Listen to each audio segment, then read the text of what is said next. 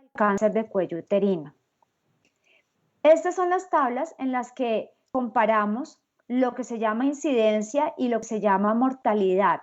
Y la tasa ajustada de incidencia en nuestro país es de 12.7, pero hace 5 años teníamos 18.7, que es una tasa realmente mucho más alta de la actual. Y la mortalidad en este momento se encuentra en 5.7 por 100.000. Miremos un par de datos interesantes que nos ayudan a enfocarnos un poco más y aterrizar la problemática del cáncer de cuello uterino. Estos son unos apartes del resultado de la Encuesta Nacional de Demografía y Salud del año 2015, en el cual vemos los hogares con jefatura femenina. Y para ese momento, en Colombia, 1 de cada 2,5 hogares en la ciudad y 1 de 4 hogares en el área rural, en el campo, tienen jefatura femenina. Ustedes ya pueden imaginar si esta mujer enferma y muere de cáncer de cuello uterino, ¿qué pasa con esa familia? ¿Qué pasa con esos hijos que quedan solos por culpa de una muerte que es perfectamente prevenible? Este es otro resultado interesante de la ENS y en la fecundidad en adolescentes, y lo que quisiera mostrar es la problemática tan terrible que tenemos de fecundidad en adolescentes. Para 2015, 1 de cada 4 niñas o de cada 4 adolescentes en el campo estaba embarazada o ya tenía un hijo, y en las ciudades más o menos 1 de cada 5, 1 de cada 6. Entonces realmente la problemática trasciende un poco más y se arraiga en cuestiones culturales, sociales y económicas también, porque definitivamente el cáncer de cuello uterino es simplemente un reflejo de inequidad en acceso a salud, en información y en prevención adecuada de esta patología. Pero ¿cuál es la causa del cáncer de cuello uterino? El virus del papiloma humano, un virus de transmisión por vía sexual, es la causa sine qua non del cáncer de cuello uterino. Sin embargo, lo menciono ahora, pero más adelante, si quieren, podemos profundizarlo un poco más. Tener virus de papiloma humano no implica tener cáncer de cuello uterino, ni tampoco implica que uno vaya a desarrollar la enfermedad, solamente que tiene el principal factor de riesgo para desarrollar lesiones precancerosas y cáncer. Miren algunos de los mitos que escucha uno coloquialmente sobre el virus del papiloma y en parte sobre las vacunas. Por ejemplo, ¿para qué vacunar niñas que no han iniciado vida sexual? Vacunarlas es como autorizarles que tengan relaciones sexuales. Eso las va a hacer promiscuas. ¿Cuál es la realidad de la infección por virus del papiloma humano? Y miren esta frase tan interesante. Justo ahora podrías tener virus del papiloma humano y no lo sabes. Y no lo sabes porque realmente es una infección silenciosa, transitoria, usualmente se cura de forma espontánea, pero como no da síntomas, la única forma de hacer detección de las infecciones y por ende llegar al camino del diagnóstico si hay enfermedad por papiloma es el tamizaje adecuado, el control periódico con el ginecólogo. El virus del papiloma humano es la infección de transmisión sexual más común en hombres y mujeres en todo el mundo, y 9 de cada 10 mujeres en algún momento van a adquirir virus de papiloma humano. Después del virus del papiloma humano, el herpes genital es la segunda infección de contagio sexual viral más frecuente en hombres y mujeres en el mundo. Se estima que un 60% de la población adulta en Estados Unidos, de donde viene esa cifra, tiene herpes genital. También tenemos otras infecciones muy comunes como la clamidia, que es una infección bacteriana, o como la tricomona, que es una infección parasitaria y que también son infecciones de transmisión sexual. Entonces, fíjense que va mucho más allá de lo que podemos ver porque algunas de ellas no nos van a dar síntomas y la única forma de diagnosticarlas es hacer tamizaje o hacer detección temprana de la enfermedad. Sin embargo, la esfera del virus del papiloma humano trasciende un poco más allá del cáncer de cuello uterino. El cáncer de cuello uterino es lo que conocemos, es lo que el común de las personas sabe acerca del virus del papiloma humano. Sin embargo, va mucho más allá y, por ejemplo, esta publicación del año 2016 en el Morbidity and Mortality Weekly Report, que es una revista, que es una, digamos, una separata de la parte de salud pública de los Estados Unidos, hicieron un análisis de cuáles eran los tumores relacionados con virus de papiloma humano más frecuentes y se encontraron una gran sorpresa. Como ya vimos, cáncer de cuello uterino es lo que relacionamos con virus de papiloma humano. Cáncer de cuello uterino en nuestro país tiene una tasa de incidencia de 12.7 por 100.000. Más o menos se diagnostican unos 4.500 casos nuevos al año, más o menos se mueren 1.800 mujeres al año por causa de cáncer de cuello uterino, es decir, las 40 mujeres que se mueren por semana dan esas cifras que hablamos. Pero en Estados Unidos la tasa de incidencia, o sea, el número de casos nuevos es más bajo. Ellos tienen una tasa de 7.4 por 100.000. Y se comenzaron a dar cuenta que hay otras enfermedades relacionadas, ya se venía hablando del tema, con virus de papiloma humano, pues todos conocemos que en pene, ano, vagina y vulva puede haber lesiones precancerosas y cánceres asociados a virus de papiloma humano, pero esto realmente fue un poco sorpresivo encontrar que en orofaringe también hay una asociación importante con virus de papiloma humano. Los cánceres escamocelulares y los cánceres de orofaringe en general se relacionan con alcohol y con cigarrillo, con tabaquismo. Pero fíjense que hay un nuevo factor de riesgo, un nuevo generador de neoplasias en la garganta, en la orofaringe, que viene a ser el virus del papiloma humano. Y lo más sorprendente para para el país del norte fue encontrar que el cáncer de orofaringe era mucho más incidente, o sea, había muchos casos que se presentaban nuevos cada año en los hombres, tanto que la tasa de incidencia para orofaringe en hombres en Estados Unidos es de 7.6 por 100.000, lo que significa que es más alto que cáncer de cuello uterino, la problemática que ellos tienen con orofaringe con virus de papiloma humano. Probablemente nosotros estamos un poco fuera del contexto de tener una cifra así ajustada como la de ellos, pero no debemos estar tampoco tan lejanos de la realidad del país del norte. Esta es otra imagen, es un gráfico muy diciente del número de casos de verrugas genitales y cánceres relacionados con BPH que se diagnostican cada año en Europa. Miren aquí una cosa, no lo habíamos mencionado todavía, pero también hay otra enfermedad benigna que son las verrugas genitales o condilomas, que son muy comunes, que de hecho son más comunes que los cánceres. Está relacionada con virus de papiloma humano, principalmente los tipos 6 y 11 que causan más del 90% de las verrugas genitales.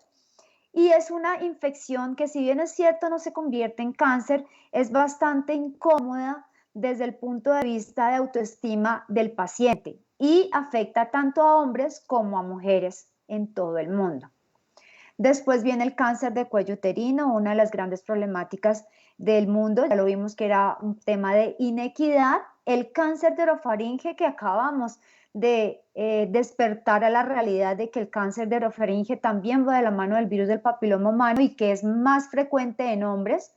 El cáncer de ano, miren esto, cuando a uno le dicen cáncer de ano, inclusive dentro de la comunidad médica, y virus de papiloma, a todos nos cruza por la cabeza la comunidad de población homosexual. Y si ustedes miran aquí ese grafiquito, en azul están los hombres, en lila están las mujeres, se dan cuenta que es mucho más frecuente en mujeres. ¿Y cuál es el factor de riesgo en la mujer para que desarrolle cáncer anal? Pues básicamente tener enfermedad cervical, vaginal o vulvar por virus de papiloma humano. Es decir, esa mujer que sufre una infección en su cuello uterino, que ya tiene que padecer de este problema, adicionalmente está en riesgo de desarrollar enfermedad anal por virus de papiloma humano y cáncer anal. Y en mucha menor escala tenemos el cáncer de vulva, el cáncer de vagina, que son mucho más raros, y el cáncer de pene, que definitivamente es mucho más raro. Pero entonces aquí se rompe un mito grandísimo, y es el mito que oímos frecuentemente en la comunidad de que el hombre lo transmite y la mujer lo padece. No, señores, el hombre también enferma, el hombre lo transmite, la mujer también lo transmite y la mujer era lo que ya sabíamos, también enferma. Entonces es una infección que puede comprometer los dos sexos y es una infección que puede afectar tanto a personas de género masculino como femenino, con enfermedades benignas como las verrugas o con lesiones precancerosas y cánceres como los ahí anotados. Y entonces llegamos al tema de que hay algunas cosas que tienen tamización, como el cáncer de cuello uterino, con la citología, con las pruebas del virus del papiloma que vamos a hablar más adelante, y hay otras mucho más difíciles de diagnosticar. Por ejemplo, el tema de la enfermedad anal, ya se está trabajando mucho en la citología anal, en exámenes de detección temprana como la anoscopia de alta resolución, pero definitivamente el tema de la orofaringe, que ya lo vimos, es un problema que está apuntando ahora la problemática del virus del papiloma humano. No tiene realmente una prueba de tamizaje o tamización, que es el término correcto, como son la citología y la prueba del papiloma, para hacer detección temprana de las personas susceptibles de tener la enfermedad por papiloma en orofaringe. Y mucho más allá de esto, la población en general no tiene la conciencia, no se ha concientizado del riesgo de las prácticas de sexo oral. Entonces, pues realmente en el mejor de los casos, y esperamos que todos los que me están escuchando tomen el mensaje, el uso del preservativo, del condón, nos protege de adquirir infecciones de contagio sexual en zona genital. Es de pronto la mejor forma que tenemos para prevenirlas, pero definitivamente un poco más allá de esto es un poco más complicado el tema de la relación del sexo oral y la prevención de infecciones de contagio sexual. Por fortuna, con el advenimiento de las técnicas de biología molecular y la posibilidad de detectar los virus y mirar el DNA de los virus, se logró identificar la asociación entre virus de papiloma humano y cáncer de cuello uterino. Una vez establecida esa asociación, así como está pasando en este momento con el coronavirus que tanto ha hostigado a la sociedad en el mundo, pues se comenzó a buscar una vacuna. Definitivamente en la historia de la salud pública, dos medidas han tenido gran impacto: el agua potable y las vacunas. Tristemente hay detractores de las vacunas y no deberíamos tenerlos, porque son una de las grandes medidas que ha permitido que la sociedad evolucione, que aumente la población y que haya longevidad, porque antes morían de muchas infecciones en forma temprana. Las vacunas son biológicos que, aplicados a personas sanas, es decir, a todos nosotros, van a inducir la producción de anticuerpos que protegen contra infecciones futuras, evitan que uno adquiera la infección, como en este caso evitan que nos infectemos por coronavirus. Y las vacunas van a beneficiar tanto a los vacunados como a los no vacunados, pero que viven en el entorno en una situación que se llama inmunidad de rebaño, término que en estos últimos meses hemos venido escuchando mucho en las noticias con el tema de la pandemia.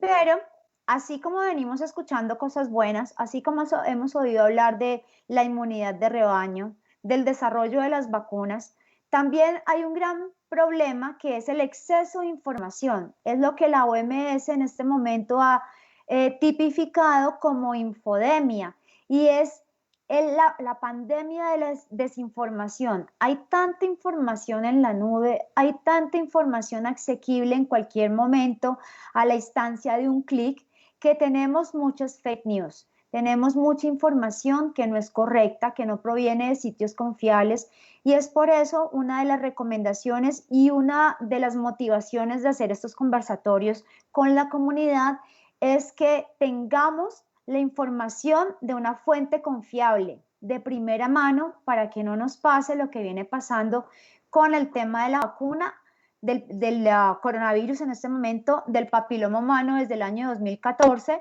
y con el tema de los grupos de antivacunas. Miremos un poquito cuál es la problemática del virus del papiloma humano. El virus del papiloma humano es una gran familia conformada por más de 150 tipos diferentes, de los cuales entre 40 y 50 pueden ir a infectar la zona genitourinaria. En la zona genital, anogenital, genitourinaria vamos a encontrar tipos de bajo riesgo y tipos de alto riesgo. Los BPH de bajo riesgo en general se relacionan con enfermedad benigna y ya vimos que hay dos principales que son el 6 y el 11 que causan entre el 90 y 95% de las verrugas genitales o condilomas. Pero también tenemos otros tipos de alto riesgo, específicamente 14 que están incluidos y clasificados por OMS y por la IARC como de oncogénicos, que son aquellos que pueden producir cáncer. Y entre ellos tenemos dos principales que son el 16 y el 18, que están bien resaltados en esta gráfica, porque ellos solitos, ellos dos, causan el 70% del cáncer de cuello uterino. De hecho, el BPH16 es el culpable de algo más del 50% del cáncer de cuello uterino en todo el mundo. Y no es porque sea Colombia, no es porque tengamos problemas o no tengamos problemas de salud o de acceso o de barreras en salud. Básicamente es algo que se replica en todo el mundo. Entonces, conociendo esto, se han desarrollado unas pruebas específicas para responder al cuestionamiento de quién está en más riesgo de padecer de una enfermedad como el cáncer de cuello uterino. Y de la misma forma, paralelamente se han venido desarrollando las vacunas contra el VPH. En Colombia la vacuna disponible se llama tetravalente, la disponible en este momento, y cubre las cepas 16, 18, es decir, de una protección del 70% para cáncer de cuello uterino, y las 6 y la 11, que ya dijimos 90-95% de los condilomas. El otro 30% está causado por las 12 cepas adicionales consignadas acá, y en este momento en el mundo también hay disponible una vacuna llamada nonavalente que cubre las mismas 4 cepas que mencionamos y 5 más de estas que están aquí, las otras que están ahí en rojo, y básicamente confiere protección hasta casi un 90% de la causa del cáncer de cuello uterino. Cuando esta eficacia la hablamos es cuando la paciente está vacunada naïve. Pero ¿cuáles son algunos de los mitos que tenemos sobre la vacuna contra el virus del papiloma humano? Primer mito, vacunar a niños y adolescentes favorece el inicio temprano de la vida sexual y la promiscuidad. Resulta que vacunamos niños y niñas porque el esquema debería cubrir a los dos. En Colombia, por cuestiones de estudios de costo-efectividad en salud pública, se determinó que el esquema va para las niñas, pero también se pueden y se deben vacunar los niños, ya sea dentro de los planes del gobierno o de forma privada. Se comienza el proceso de vacunación a partir de los 9 años. Y la razón de ser es que la respuesta inmune, el despertar de la inmunidad a estas edades tempranas es mucho mayor que en la población adulta joven y en la población adulta mayor. Por eso se prefiere vacunar tempranamente. Otra razón para vacunar tempranamente es porque estamos tranquilos que a estas edades los chicos y las niñas no han iniciado su vida sexual, no han tenido el debut sexual, porque con una sola relación ya se pueden ver expuestos a contraer una infección por virus de papiloma humano. Entonces, una de las grandes falencias es de pronto la comunicación en que sí debemos vacunarlos a esas edades porque la respuesta inmune va a ser mucho mejor y porque estamos asegurando que lo estamos haciendo antes del debut sexual. Segundo mito, solo las mujeres se benefician de la vacuna contra el VPH. Ya vimos un poquito en la carga de enfermedad de lo que puede generar un virus, en este caso, la carga de enfermedad de VPH que afecta con enfermedades oncogénicas y no oncogénicas como las verrugas, tanto a hombres como a mujeres. De ahí se deriva que la respuesta es incorrecta porque no solo las mujeres, sino también los hombres van a verse beneficiados de la vacunación contra el papiloma. La vacuna contra el VPH contiene el virus y puede causar cáncer o enfermedad. Otro de los grandes mitos lo vamos a mirar en la imagen siguiente. La vacuna contra el VPH puede generar graves efectos secundarios, causa falla ovárica, enfermedades autoinmunes, síndrome de Guillain-Barré, síndrome de taquicardia postural ortostática, síndrome de dolor regional complejo y por el adyuvante, los ayudantes es lo que potencia o ayuda a que el despertar de la inmunidad de la vacuna podría producir síndrome de Asia. El ayudante de la vacuna es el mismo que está incluido, por ejemplo, en la vacuna de la hepatitis B. Vacunamos contra hepatitis B a los niños, a los neonatos. Nadie pregunta por qué los vacunamos contra hepatitis B, los vacunamos. La hepatitis B también es una infección de transmisión sexual y tampoco preguntamos por qué estamos vacunando niños tan pequeños contra una infección de transmisión sexual. Y la vacuna contra hepatitis B es la otra vacuna junto con la del papiloma humano que previene cáncer, el carcinoma hepatocelular. Entonces, fíjense que en el mundo solo hay 2 vacunas para cáncer, que son hepatitis B y virus de papiloma humano. Ojalá tuviéramos más vacunas para los otros cánceres que siguen matando nuestra población, pero solo tenemos estas 2 y sería muy interesante que dejáramos sentada la postura de que las vacunas son una de las mejores invenciones. Miremos entonces algo de las respuestas de los interrogantes previos. El inicio de la vida sexual efectivamente no guarda relación con la aplicación de la vacuna contra el VPH. Vacunar no reemplaza la educación sexual en casa, la educación sexual en la escuela y la construcción de un proyecto de vida.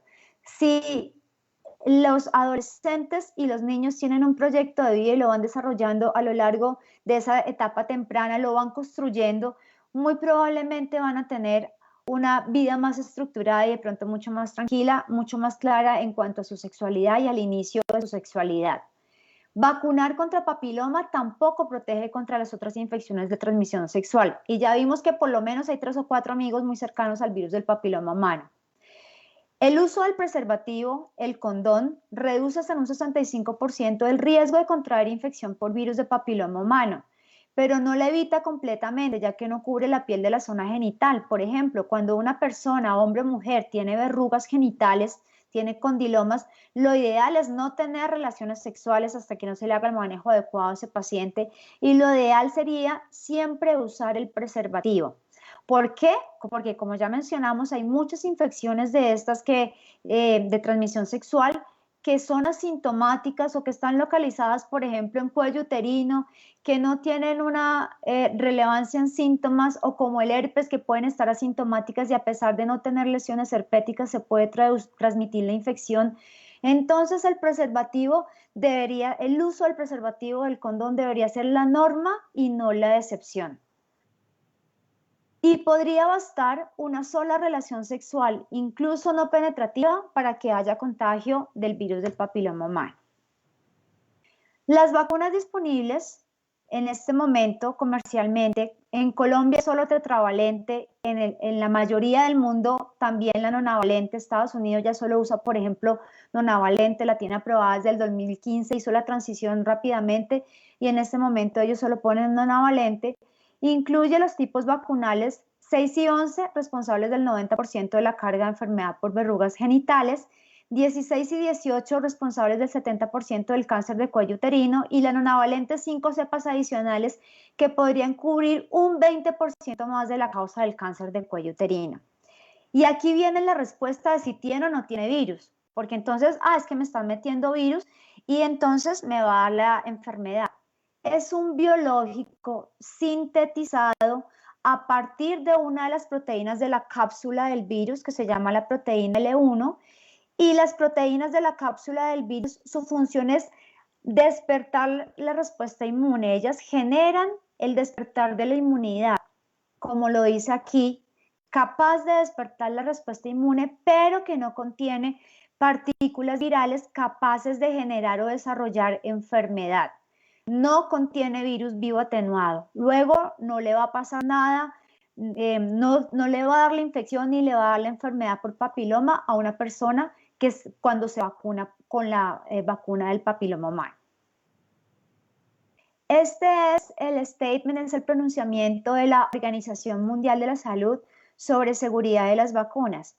Nosotros pensamos que a veces pensamos que las farmacéuticas o los médicos experimentan con nosotros y nos ponen vacunas para ver qué nos pasa, si nos sale un tercer ojo, si se nos caen las pestañas, si nos dan convulsiones. Realmente hay un gran desarrollo antes de lanzar una vacuna al mercado y después de lanzar una vacuna al mercado en la fase post-comercialización hay un seguimiento agudo, minucioso de cada persona vacunada. Y esto se resume en la revisión en los comités de seguridad de las vacunas, en este caso de la OMS. ¿Y qué dice la OMS con respecto a esta vacuna? Aquí menciona los comités que a la fecha de este pronunciamiento se habían realizado. Dice que el riesgo de anafilaxia cuando se recibe esta vacuna es de aproximadamente de 1.7 casos, ni siquiera 2, por cada millón de dosis aplicadas. Que el efecto secundario más común de la vacuna es el síncope y este en general no se debe a que la vacuna produzca nada malo en nosotros, sino que simplemente genera una reacción de ansiedad y estrés relacionada con la inyección. Por eso se recomienda que persona vacunada, y lo mismo va a pasar con el coronavirus, debe ser observada entre 15 y 30 minutos, ojalá 30 minutos sentada, para ver que no haya una reacción adversa de la vacuna. Y miren aquí lo que dice el Comité Asesor de Seguridad en Vacunas. Considera la vacuna del virus del papiloma humano como extremadamente segura. Es de hecho una de las vacunas más seguras y con más investigación de las que ponemos en el PAI, en el Plan Ampliado de Inmunizaciones del país. ¿Cuándo se introdujo la vacuna contra el virus del papiloma humano? La aprobación de Gardasil, que es la vacuna tetravalente, la primera de las aprobadas para uso en humanos en prevención de infección por virus de papiloma humano, fue aprobada en el año 2006 y llegó en el año 2006 también a nuestro país. Sin embargo, para ser incluida dentro del Plan Ampliado de Inmunizaciones en el esquema de vacunación del Ministerio en el país, fue hasta el 3 de mayo de 2012 que el Comité Nacional de Prácticas de Inmunización introdujo la vacuna contra el papiloma en el Plan Ampliado de Inmunizaciones PAI. Todas las niñas de cuarto grado de básica primaria de 9 años o más fueron invitadas a ser vacunadas y el programa se centró en la escuela, en el colegio. ¿Y por qué se centró en el colegio? Porque la eficacia del programa es mucho mejor si vacunamos en el colegio porque tenemos a las niñas reunidas. Entonces era mucho más fácil la parte logística y el seguimiento de cuándo les tocaba la siguiente dosis y quiénes habían recibido las dosis completas. Por eso se hizo en la escuela. El esquema de vacunación lanzado en el año 2012, a finales de 2012, era un esquema tradicional de 3 dosis en que se aplicaba la primera dosis, hoy por ejemplo la segunda a los 2 meses y la última a los 6 meses. Para el año, me devuelvo un poco, para el año 2013, en abril de 2013, la ley 1626 de 2013 aprobó la inclusión de 8 cortes de vacunación más, es decir, Colombia, un país pionero en intentar vacunar 9 cortes de nacimiento, 9 cortes por edades, y ya les explico qué es una corte, buscando beneficiar un grupo muy grande de población. Se dice 9 cortes porque eran las niñas de 9, 10, 11, 12, 13, 14, 15, 16 y hasta 17 años. Hasta antes de cumplir los 18, las niñas iban a ser vacunadas dentro del esquema PAI. Y se amplió el programa porque inicialmente hablamos de que era escolarizado, se sacó también de la escuela aquella niña que tristemente e infortunadamente no está escolarizada, no está asistiendo a clases, también iba a ser vacunada, iba a gozar de este beneficio.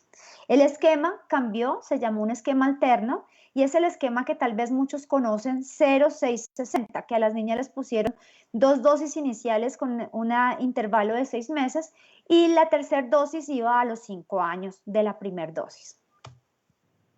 Para el año 2018, en abril, se volvió a reunir el Comité Nacional de Prácticas de Inmunización y se concluyó, dada la evidencia reportada por los estudios, que el esquema iba a cambiar. El esquema actual en Colombia es 2 dosis en niñas entre 9 y hasta antes de cumplir los 18 años, con un intervalo mínimo de 5 meses entre las dos dosis. El intervalo entonces correcto sería 0,6.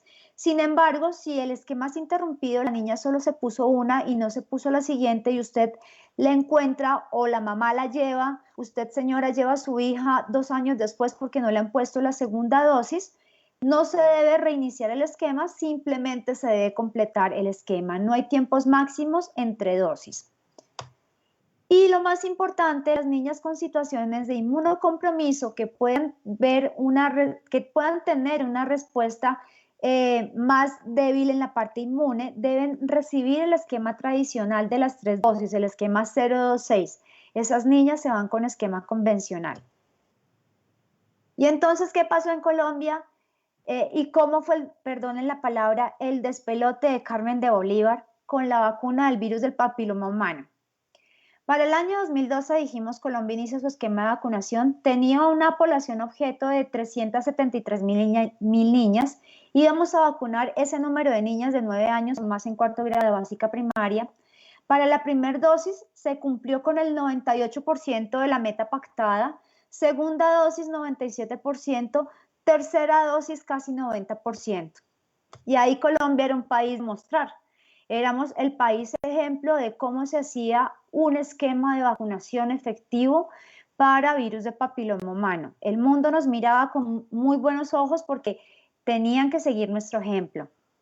Año 2013 ya hablamos que se cambió el esquema, que ya era el esquema 0,6 a los 5 años, que solo iban a ser 2 dosis en ese momento, por eso solo se mira el cumplimiento de las primeras 2 dosis y teníamos para primera dosis 95%, segunda dosis 76%. También dijimos que ahí fue cuando se amplió a 9 cortes de nacimiento y entonces la meta era muy grande, era una meta ambiciosa de casi 2,5 millones de niñas vacunadas. Por fortuna, 2013 fue un momento muy lindo y se logró una alta cobertura, un cumplimiento importante de la jornada de vacunación contra el virus del papiloma humano.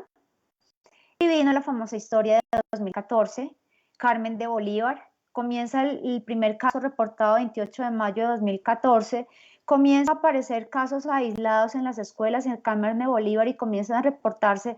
Y en agosto llegan los medios de comunicación a Carmen de Bolívar y estalla el boom de las niñas desmayadas que todos vimos, desayunamos, almorzamos y comimos con las niñas que llegaban en motos a los centros de salud desmayadas o con convulsiones, por lo menos eso parecía en la pantalla, y cuyo único antecedente mencionaban era el virus la vacuna contra el virus del papiloma humano. Posteriormente, el Instituto Nacional de Salud hizo todo el estudio de caso, levantó el estudio completo. En febrero de 2015 salió publicado el estudio en una letra muy pequeñita, en unos términos, como usamos los médicos, bastante incomprensibles para la mayoría de la comunidad, y lo que se vio fue el boom y nadie vio que finalmente todos esos eventos que se habían presentado no eran originados ni relacionados con la vacuna contra el virus del papiloma humano y muchos de ellos obedecían a lo que acabamos de ver, que es la principal o la más común de los efectos no deseados de la vacuna, que es que las niñas se desmayan debido a una reacción de ansiedad por el estrés de ser vacunadas o de ser inyectadas. Entonces, definitivamente, esa letra menuda no nos la contaron. Esa letra menuda quedó muy pequeña para que la viéramos y tuvo un impacto grandísimo en la confianza de la comunidad acerca de la vacuna contra el virus del papiloma humano. Tan triste que para el año 2014 cerramos con un cumplimiento en la jornada de vacunación de 21% para segunda dosis. En 2015 se intentó recuperar la confianza, se intentó mostrar el estudio o todo el levantamiento del caso del Instituto Nacional de Salud, se intentó mejorar el acceso a la vacunación, mejoró un poco la cobertura, 60% para primera dosis, 53% en cumplimiento para segunda dosis, pero en 2016 volvieron a caer el ajuste del cumplimiento de metas, con un 1,6% para segunda dosis. Cerramos 2018 con 3,8%. Se ha ido mejorando porque se viene trabajando en recuperar la confianza. El trabajo, más que un trabajo de difusión masiva de la información, es así como lo estamos haciendo, es voz a voz, es persona a persona con la paciente al frente, pero pues obviamente necesitamos un esfuerzo más grande porque si no recuperamos la cobertura en vacunación, pues vamos a dejar de prevenir muchas muertes por cáncer de cuello uterino, muchas enfermedades y cirugías por lesiones precancerosas y cáncer temprano de cuello uterino y toda la problemática asociada que ustedes ya vieron y que de pronto sigue escondida todavía detrás de una cortina que no hemos visto bien, que son las otras enfermedades causadas por virus de papiloma humano. Para completar todo este tema vino la pandemia, para completar todo el tema de desconfianza en la vacuna, vino la pandemia y la pandemia acabó con los programas de prevención por un tiempo, pues porque obviamente la consigna inicial, la consigna principal es mantenerse vivos y si salimos, pues nos exponemos y tenemos riesgo de contraer el virus. Lo que sabemos ahora es que sí debemos salir, sí debemos cumplir nuestras citas médicas, ir a vacunarnos y hacernos la citología, tomarnos la prueba del papiloma, hacer los exámenes diagnósticos que tengamos que hacer, pero cuidando con las normas de bioseguridad y las recomendaciones que nos dan para evitar la infección por virus de papiloma humano. Sin embargo, aquí hay un ejemplo de lo que pasó el año pasado en Nueva York, cuando ellos estaban en todo ese momento grave de crisis del COVID. Mire cómo cayeron, y eso son vacunas en niños, no solamente papiloma, los esquemas de vacunación normales. No hay mamá que no bogue por llevar a su hijo a la vacunación. Si hay algo en lo que somos cumplidas las mamás es en vacunar a nuestros hijos. Y miren lo que pasó con la vacunación en Nueva York durante ese momento de cierre de la ciudad por la pandemia. Y probablemente nosotros estamos igual o tal vez peor en temas de coberturas y cumplimiento en metas de vacunación. Sigamos con mitos contra la vacuna, contra la vacuna del virus del papiloma humano. Otro mito que también debemos romper: la mujer que ha sido vacunada o la mujer que se vacunó de niña, todas estas niñas que comenzamos a vacunar en el año 2012, cuando lleguen a su adultez no van a necesitar hacerse la citología o la prueba del papiloma. Falso, completamente falso, y ahora vamos a ver por qué. La mujer vacunada no puede adquirir VPH ni desarrollar enfermedad por papiloma, tampoco, ya lo vamos a analizar. Las mujeres que han tenido enfermedad por papiloma no pueden ser vacunadas, otro mito que vamos a derrumbar el día de hoy. Lo más importante para poder uno saber qué debe hacer con una vacuna, con un medicamento, en una pandemia, en una enfermedad, es leer e informarse de sitios confiables. Entonces miremos por qué la mujer debe seguir siendo tamizada, inclusive si se vacunó antes de iniciar su vida sexual en la niñez. La vacuna solo brinda protección contra algunos tipos de VPH que lo hemos visto a lo largo de la conferencia, que producen cáncer, pero no los cubre todos. Y como no los cubre todos, nosotros sí debemos asegurarnos que nuestra mujer esté adecuadamente estudiada para que no desarrolle una enfermedad, y que si adquiere la infección por otra de las cepas que no contempla la vacuna, la vamos a acompañar hasta que elimine esa infección. Por ello, todas las mujeres, estén vacunadas o no, requieren un chequeo periódico como parte de un programa organizado de tamizaje, ya sea con citología y o prueba de virus de papiloma humano. Otro mito: mujer que ya inició la vida sexual, no la podemos vacunar. Inclusive lo hemos escuchado desde los mismos galenos, y es otro mito que debemos derrumbar hoy. La mujer se puede vacunar. Hacemos vacunación de catch-up, o sea, las buscamos y las traemos de las orejas. Hacemos catch-up hasta los 16 años, pero ofrecemos vacuna hasta los 45 años, tanto en hombres como mujeres. ¿Por qué hacemos catch-up, o sea, búsqueda activa, hasta los 26 años? Porque es el momento en que más frecuentemente nos contagiamos por virus de papiloma humano. Cuando uno está iniciando su sexualidad, está iniciando su vida de pareja, está iniciando sus estudios, el trabajo, pues es mucho más sociable, tiene más contacto con otras personas, de pronto tiene una pareja y después cambia la relación y tiene otra pareja, entonces tiene más riesgo, porque tiene diferentes parejas, de adquirir la infección por virus de papiloma humano. Por eso es tan importante vacunarlas tempranamente. Ojalá entre menos exposición, mayor eficacia en la prevención de la infección y de la enfermedad. Pero no hay contraindicación de aplicar la vacuna, inclusive en mujeres que han tenido infección por virus de papiloma humano. No es necesario hacer una prueba de VPH para decir si se puede o no se puede vacunar contra el virus del papiloma humano. Simplemente la recomendación es vacunar. Hoy le decía yo a una paciente el término de vacunamos en sucio y le daba risa. ¿Y por qué decimos que vacunamos en sucio? Porque ya estamos vacunando de forma masiva, le estamos recomendando la vacuna y cuando se está poniendo la vacuna uno no sabe si esa paciente ya tuvo debut sexual o no, sobre todo en la población adolescente y adulta joven. Y la vacuna, como ya lo vimos, no excluye el uso consistente del condón para prevenir la adquisición de otras infecciones de transmisión sexual. Ahora, una pregunta, una inquietud que nos surge inclusive a los médicos con el tema de las mujeres que ya han tenido enfermedad por virus de papiloma, como lesiones preinvasoras y han sido llevadas a cirugía como una conización cervical, si estas mujeres deberían o no ser vacunadas y cuál es el beneficio real de vacunar a una mujer tratada por virus de papiloma humano. Hay varios estudios ya desarrollados con el fin de mirar específicamente la eficacia en prevenir recurrencia de la enfermedad en mujeres que han sido conizadas. Estos son algunos de los que les va a mostrar rápidamente los títulos. Este, por ejemplo, es un estudio italiano con cerca de 180 pacientes en cada grupo, las que fueron vacunadas y las que no fueron vacunadas después de la cirugía.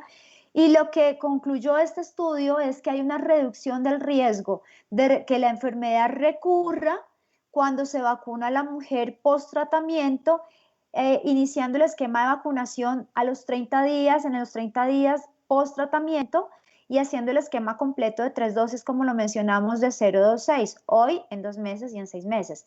Esto reduce el riesgo de recurrencia de la enfermedad en un 81.2%, independiente del tipo de papiloma que le esté causando, porque recuerden que la vacuna no cubre todos, pero independiente del tipo, disminuye en un 80% el riesgo de recurrencia. Otro estudio con el mismo objetivo, ver si la vacuna puede ser considerada coadyuvante en el tratamiento de mujeres conizadas por lesión precancerosa de cuello del útero. Este otro estudio, el anterior tenía 700 y pico mujeres reclutadas, este tiene 379 mujeres reclutadas. La conclusión es la misma, importante aquí mirar este numerito, y esto dicho en términos cristianos y digeribles quiere decir que reduce en un 80% el riesgo de recurrencia de la enfermedad. Y este estudio que va corriendo, que inició apenas el año anterior, en 2020, en plena pandemia, fue registrado a finales de 2019 y va corriendo y esperamos resultados para ver qué nos muestra este estudio de los holandeses. ¿Cuál es el fundamento teórico por el cual una vacuna podría funcionar aquí? Fíjense que un principio básico de la vacunación es que previene. Una vacuna no trata lo que ya tiene uno. Si uno está infectado por papiloma, la vacuna no es el tratamiento. No hay tratamiento para esa infección que usted pudo haber adquirido. ¿Qué hace la vacuna? Prevención primaria en aquellos pacientes que no han sido expuestos a los tipos vacunales, es decir, la paciente fue conizada pero no tenía VPH 16 ni 18, pues le va a prevenir que le dé esa infección y que más adelante desarrolle otro precáncer o un cáncer por 16 y 18.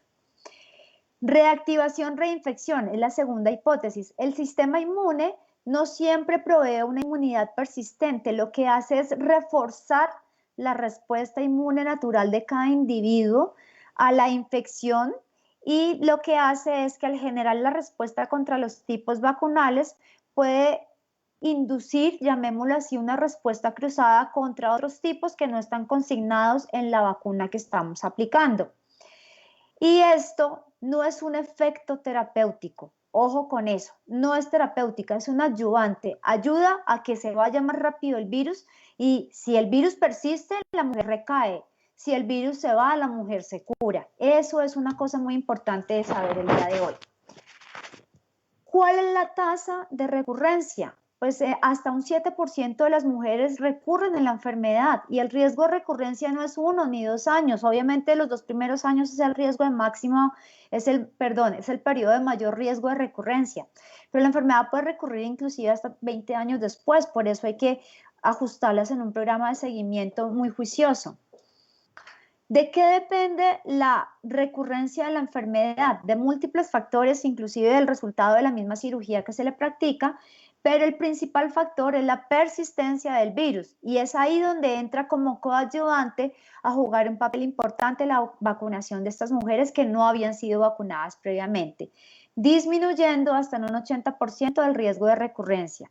Si la vacuna ha demostrado ser segura porque es una vacuna eficaz, segura y bien tolerada, ¿sí?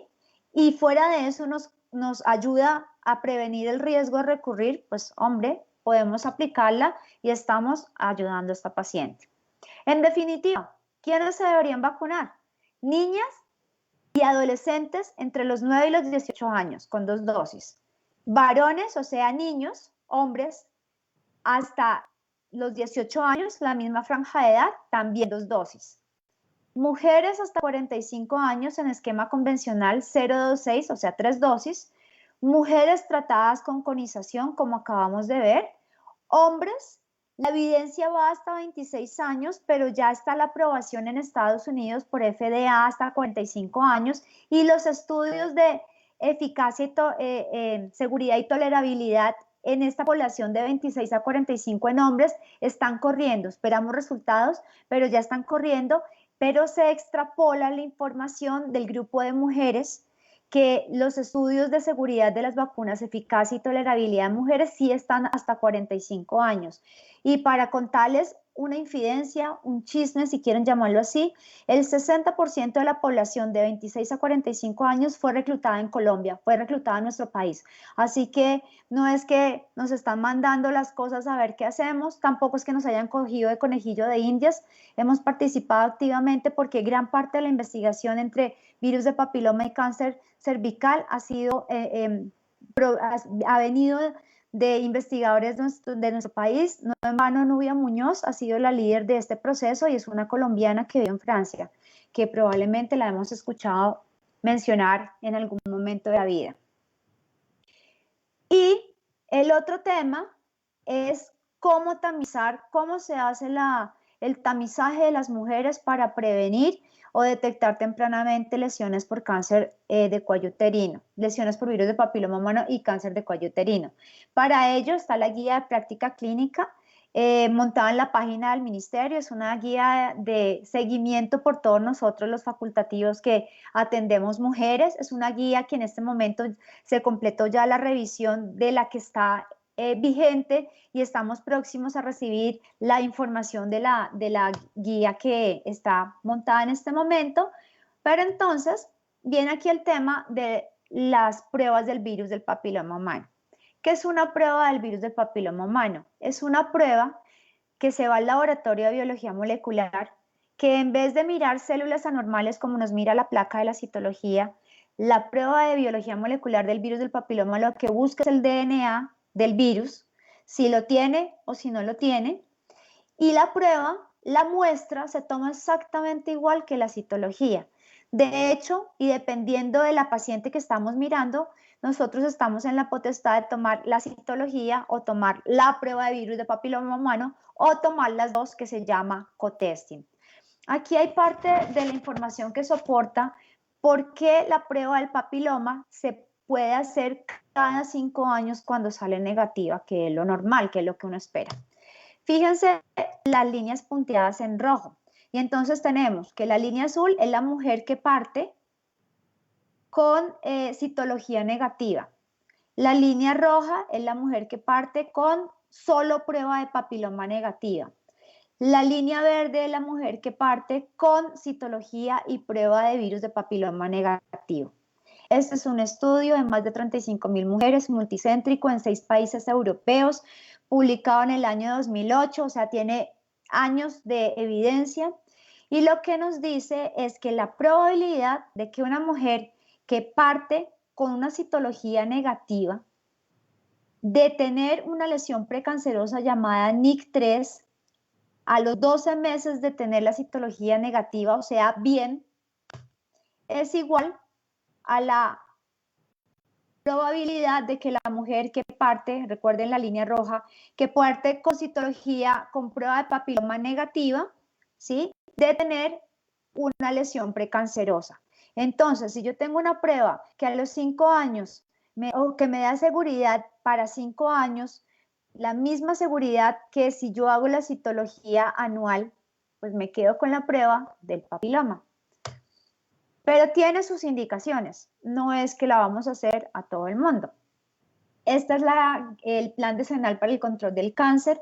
La meta es llegar a reducir la mortalidad a 5.5 por 100.000 mujeres. Fíjense que no estamos tan lejos, acuérdense las cifras que mostré año 2018, último reporte de Colombia a Globocan, que es el Registro Mundial de Cáncer, el Observatorio Mundial de Cáncer, y estábamos en 5.7 por 100.000, la meta 5.5 por 100.000, ahora vamos a ver las nuevas metas hacia el final de la conferencia, pero fíjense que no vamos tan mal.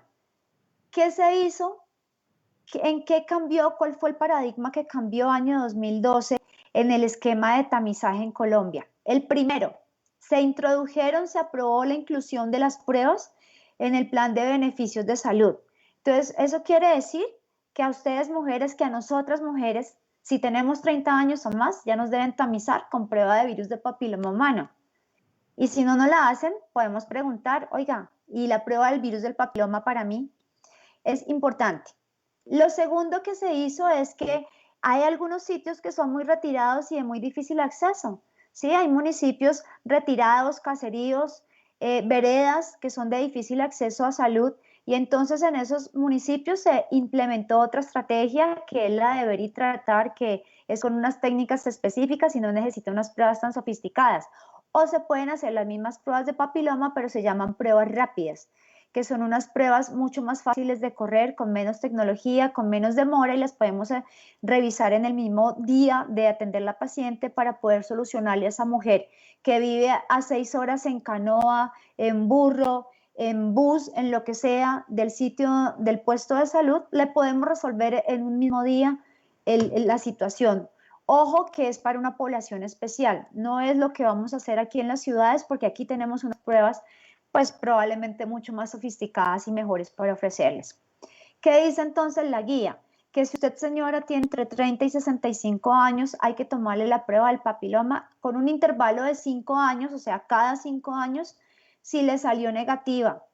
Si le salió positiva, que la podemos beneficiar con el uso de la citología para saber si le sale mal la citología, forzosamente hay que llevar la colposcopia a biopsia. Y aquí hay un paréntesis, y es que como las pruebas en este momento genotipifican al menos 16, 18, o sea, le dicen a uno si tiene el BPH, y fuera de eso le dicen si el BPH 16, 18 u otros, o hay otras más extendidas, como la genotipificación extendida del Bedeon Clarity, que le da varios numeritos más o grupitos. Entonces ya se puede establecer cuál es el riesgo de cada mujer de tener una enfermedad por virus de papiloma humano o una lesión precancerosa o cáncer. Y ahí ya se postula que si esa prueba de BPH sale positiva para 16 o 18, esa mujer idealmente se le debe tomar la citología, pero también se debe ver en colposcopia, porque esa mujer tiene un riesgo importante de tener enfermedad por virus de papiloma humano. Y las mujeres, por lo menos en el esquema de salud nuestro, por debajo de 30 años, deben ser tamizadas con citología. Se les toma la citología convencional o una nueva que se llama en base líquida. Es indistinta la recomendación entre las dos citologías, y se debe hacer con un intervalo máximo de cada 3 años. Es importante saber que si una mujer tiene un debut sexual temprano, un inicio de su sexualidad temprano, pues de pronto esperar hasta los 25 años puede ser un tiempo largo. Si inició a los 15, a los 25 ya va a llevar 10 años y ya puede tener una lesión importante por virus de papiloma humano. Entonces, este tamizaje, este inicio del tamizaje con la citología se debe siempre hacer adecuado y adaptado a cada una de las mujeres, a cada una de las pacientes. Por último, mostrarles cuál es la estrategia OMS, Organización Mundial de la Salud, y OPS, Organización Panamericana de la Salud, consignada dentro de los Objetivos de Desarrollo Sostenible para el 2030 y que tiene como objetivo primordial la eliminación del cáncer del cuello uterino, reduciendo su incidencia por debajo de 4 casos por 100.000. Esta estrategia se basa en 3 pilares fundamentales que son prevención primaria, tener el 90% de las niñas de 15 años vacunadas contra el virus del papiloma humano, y ahí ya estamos mal porque el cumplimiento de las metas de vacunación debido a la falta de confianza en la vacuna se perdió. Prevención secundaria, tener el 70% de las mujeres hasta los entre 35 y 45 años tamizadas con al menos una prueba de virus de papiloma humano. Y en prevención terciaria, que son las mujeres que son identificadas con enfermedad, tener el 90% de las mujeres tratadas adecuadamente. Esas son las metas para lograr la eliminación del cáncer de cuello uterino. Y aquí estamos cumpliendo en fortalecer la prevención primaria a través de las vacunas y fortalecer la educación sobre la infección por el virus del papiloma humano y las enfermedades que él produce. Así que, para llevar a casa, podemos resumir lo siguiente. El VPH es la infección viral más común de transmisión sexual en hombres y mujeres en todo el mundo. El cáncer de cuello uterino definitivamente es una patología frecuente que afecta principalmente a las mujeres en la franja reproductiva y productiva, que es la franja de 15 a 45 años. Es una enfermedad que tiene prevención primaria llamada vacuna, que puede evitar toda la cascada de eventos que van a terminar en un cáncer. La vacuna no elimina la necesidad de hacer las pruebas de tamización, citología o prueba de papiloma de acuerdo a su edad. Debemos propender porque nuestras niñas y mujeres estén vacunadas y nuestras adultas estén tamizadas, según el esquema con citología o prueba. Debemos propender por involucrar a los niños y a los hombres en las estrategias de vacunación. A ellos hay que vacunarlos también, no solamente para prevención con ellos, sino que al vacunar a los niños también aseguramos la prevención del cáncer del cuello uterino, porque si los niños están vacunados y no les da infección, pues no se la pasan a las niñas. Sencillo, facilito. Y por último, que nuestras pacientes menopáusicas representan un reto para el seguimiento de las lesiones del cuello uterino, no solamente por los cambios fisiológicos del cuello uterino, de toda esa zona, sino especialmente por la adherencia, es decir, porque rogamos para que nuestras pacientes en esta etapa de la vida vayan también a la citología o a la prueba del papiloma. Es algo a veces un poco complicado y ese es uno de los principales mensajes que quisiéramos dejar el día de hoy. Muchas gracias.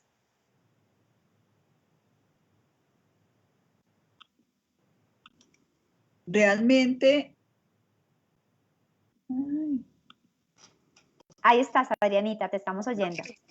Y realmente, Marcelita, excelente, muy clara, muy didáctica tu presentación.